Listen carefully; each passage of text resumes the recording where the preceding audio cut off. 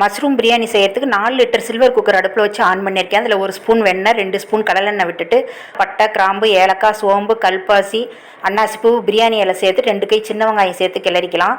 அப்புறம் இஞ்சி பூண்டு விழுது 1 ஸ்பூன் சேர்த்துட்டு கட் பண்ண 3 தக்காளி சேர்த்து கிளறிட்டு அப்புறம் கட் பண்ண மல்லி புதினாவும் சேர்த்து கிளறிக்கலாம். இப்போ மஷ்ரூம் 3 பாக்கெட் கட் பண்ணி வச்சுருக்கிறேன், அதையும் சேர்த்து நல்லா கிளறிட்டு மிளகாத்தூள் 1 ஸ்பூன், மல்லித்தூள் 2 ஸ்பூன், தூள் உப்பு 1 ஸ்பூன், பிரியாணி மசாலா 1 ஸ்பூன் இது சேர்த்துட்டு நல்லா கிளறிட்டு காளான் கொஞ்சம் நேரம் ஒரு 5 நிமிஷம் வெந்து அதில் இருக்கிற தண்ணியெல்லாம் கொஞ்சம் வந்த பிறகு 2.5 டம்ளர் பாசுமதி அரிசியை கழுவிட்டு அரை மணி நேரம் ஊற வச்சுருக்கிறேன். 5 டம்ளர் தண்ணி ஊற்றி இப்போ அந்த தண்ணியோடையே இதில் சேர்த்துக்கலாம். இதை நல்லா கிளறி விட்டுட்டு இது கூட 2 கீர்ன பச்சை மிளகாய், 1/2 மூடி எலுமிச்சம்பழ சாறு விதை இல்லாமல் இது எல்லாத்தையும் சேர்த்து திரும்பவும் நல்லா கிளறி விட்டுட்டு மூடி போட்டு ஒரு விசில் ஹையில் வச்சு அடுப்பை ஆஃப் பண்ணிடலாம்.